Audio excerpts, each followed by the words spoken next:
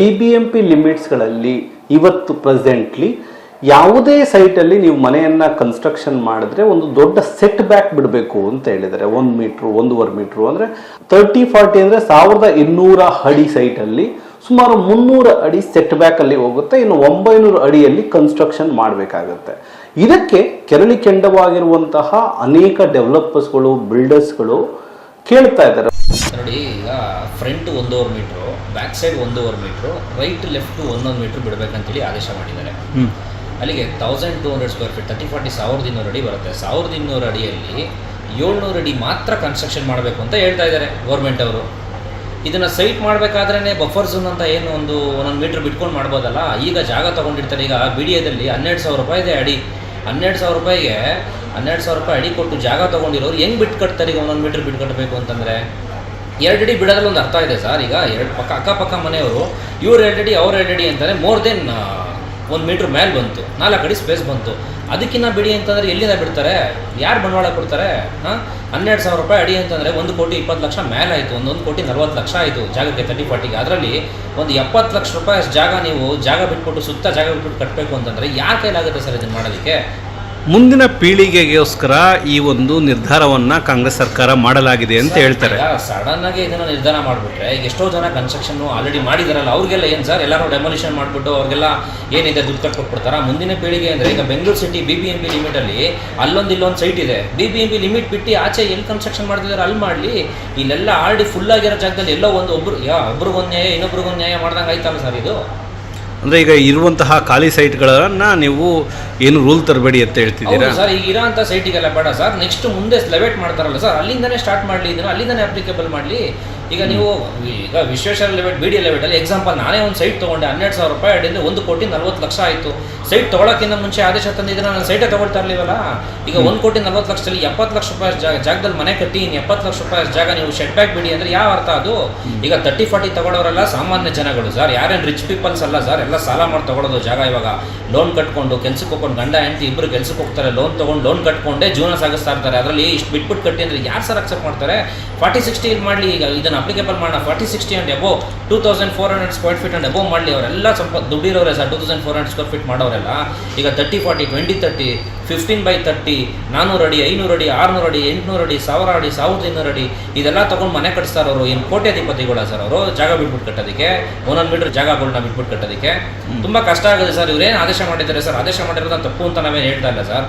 ಯಾರು ಮಾಡಬೇಕು ಈ ಆದೇಶ, ಯಾವ ಜಾಗಕ್ಕೋಸ್ಕರ ಮಾಡಬೇಕು? ಹಂಗಾದ್ರೆ ಸರ್ ಈಗ 2,400 ಅಡಿಯಲ್ಲಿ ಅಪಾರ್ಟ್ಮೆಂಟ್ಸ್ಗಳನ್ನ ಕಟ್ತಾ ಇದ್ರು. ಅಪಾರ್ಟ್ಮೆಂಟ್ಸ್ ಥರ ಒಂದೊಂದು ಫ್ಲೋರ್ನ ಇಂಡಿವಿಜುವಲ್ ಫ್ಲೋರ್ಸ್ನ ಕಟ್ಬಿಟ್ಟು ಸೇಲ್ ಮಾಡ್ತಾಯಿದ್ರು 2,400 ಸ್ಕ್ವೇರ್ ಫೀಟಲ್ಲಿ. ಈಗ 2,400 ಸ್ಕ್ವೇರ್ ಫೀಟಲ್ಲಿ ಅದನ್ನು ಮಾಡಬಾರ್ದು ಅಂತ ನಿಲ್ಲಿಸಿದ್ದಾರೆ. ಅದೇ ರೀತಿ 2,400 ಸ್ಕ್ವೇರ್ ಫೀಟ್ ಮೇಲೆ ಇರೋದು ಸಂಬಂಧಪಟ್ಟದಕ್ಕೆ ಇದಕ್ಕೆ 1 ಮೀಟರ್ ಬಿಡೋದನ್ನ ಅಪ್ಲಿಕೇಬಲ್ ಮಾಡಲಿ. ಯಾಕೆ 30-40ಗೆ ಯಾಕೆ ಮಾಡ್ತಾ ಇದ್ದಾರೆ? ಯಾಕೆ ಬಡವ್ರಿಗೆ ಯಾಕೆ ಹೊಟ್ಟೆ ಮೇಲೆ ಹೊಡಿತಾ ಇದ್ದಾರೆ?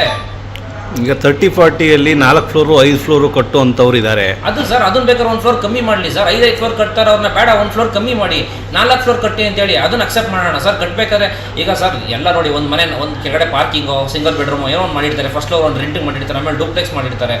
ಬೇಡ ರೆಂಟ್ ಬೇಡ, ಅಟ್ಲೀಸ್ಟ್ ನಾವಿರೋದು ಕಟ್ಕೊಳ್ಳೋಣ ಅಂತನಾದ್ರೂ ಮಾಡ್ಕೊತಾರೆ. ಇಲ್ಲ 5 ಫ್ಲೋರ್ ಕಟ್ಟೋ ಜಾಗದಲ್ಲಿ 1 ಫ್ಲೋರ್ ಕಮ್ಮಿ ಮಾಡ್ತಾರೆ. 1 ಫ್ಲೋರ್ ಕಮ್ಮಿ ಮಾಡಿ ಅಂತ ಆದೇಶ ಮಾಡಿ. ಅದು ಬಿಟ್ಬಿಟ್ಟು ನೀವು ಸುತ್ತ ನೀವು 1 ಮೀಟ್ರು ಏನು ಸರ್? ಅದೇನು ತಮಾಷೆನೇ ಸರ್? 1 ಮೀಟ್ರ್ ಬಿಡಬೇಕು ಅಂತಂದರೆ ಈಗ ಪಕ್ಕದವ್ರು 1 ಮೀಟ್ರ್ 1 ಮೀಟ್ರ್ ಅಂದರೆ ಒಂದು ಜಾಗದಲ್ಲಿ 2 ಮೀಟ್ರ್ ಬಿಟ್ಟಂಗಾಯ್ತು. 2 ಮೀಟ್ರ್ ಅಂತಂದರೆ ಮೋರ್ ದೆನ್ 6.5 ಫೀಟ್ ಬಿಟ್ಟು ಕಟ್ಟ ಅಂಥದ್ದು ಏನಿದೆ ಸರ್ ಅದರಲ್ಲಿ?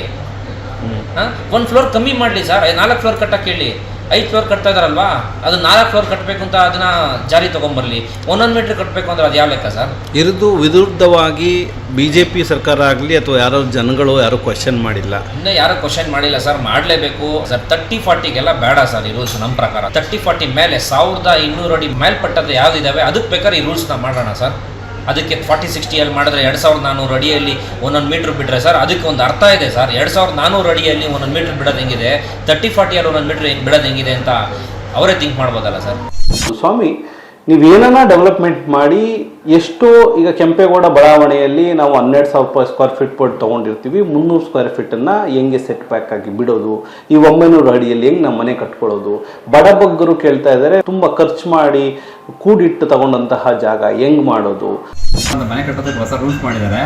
ಆ ರೂಲ್ಸ್ ಲೆಕ್ಕ ಹಾಕೊಂಡೋಕೆ ಹೋದ್ರೆ ಬಡ ಬಗ್ರು ಮನೆ ಕಟ್ಟೋದಕ್ಕಂತ ಆಗಲ್ಲ. ನಾವು ಹೇಳೋದೇನಂದ್ರೆ 60-40 ಅದಕ್ಕೆ ಬೇಕಾದ್ರೆ ನೀವು ಹೇಳೋ ರೂಲ್ಸ್ನ ಪಾಲನೆ ಮಾಡ್ಬೋದು. 30-40 ಪಾಲನೆ ಮಾಡೋದಕ್ಕಾಗಲ್ಲ. 20-30 ಮೊದಲೇ ಆಗಲ್ಲ, ಬಿಡೋದೇ ಚಿಕ್ಕ ಸೈಟು. ಆದರೆ 20-30 ಒಂದೊಂದು ಅಡಿ ಬಿಟ್ಟು ಕಟ್ಟೋ ಥರ ಅನುಕೂಲ ಮಾಡಬೇಕು. 30-40 ಬಂದು 2 ಅಡಿ ಬಿಡೋದಕ್ಕೆ ಬೇಕಾದ್ರೆ ರೂಲ್ಸ್ ಮಾಡಿ. ಅದೊಂಥರ ಜನ ಎಲ್ಲರೂ ಒಪ್ಕೋತಾರೆ ಅದನ್ನು. ಅದು ಬಿಟ್ಬಿಟ್ಟು ನೀವು 30-40ಗೂ ಬಿಡಿ, 20-30ಗೂ ಬಿಡಿ ಅಂದರೆ ಜನಗಳಿಗೆ ಇದು ತುಂಬಾ ಮೋಸ ಆಗುತ್ತೆ. ಮನೆ ಕಟ್ಟೋರಂತೂ ಯಾರು ಕಟ್ಟೋಕ್ಕಾಗಲ್ಲ. ಅಕ್ಕಪಕ್ಕದಲ್ಲಿ ತುಂಬ ತೊಂದರೆ ಆಗುತ್ತೆ.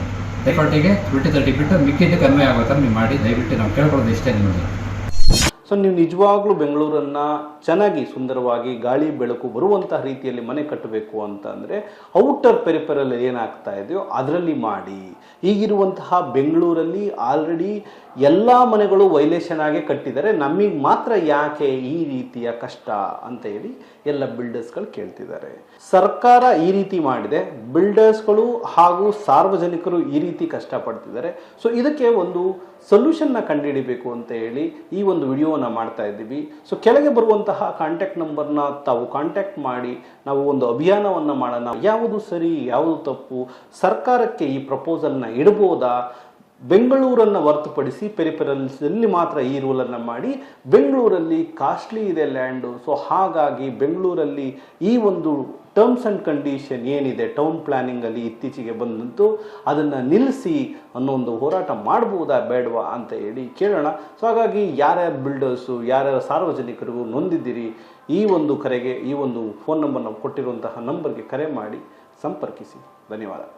ಅನ್ಯಾಯ, ಅಕ್ರಮ, ಮೋಸ, ವಂಚನೆ, ಶೋಷಣೆ, ದೌರ್ಜನ್ಯ, ಭ್ರಷ್ಟಾಚಾರ, ಲಂಚಗುಳಿತನ ಮತ್ತಿತರ ಸಮಸ್ಯೆಗಳನ್ನು ಎದುರಿಸುತ್ತಿದ್ದೀರಾ? ಚಿಂತೆ ಮಾಡಬೇಡಿ, ನಿಮ್ಮೊಂದಿಗೆ ನಾವಿದ್ದೇವೆ.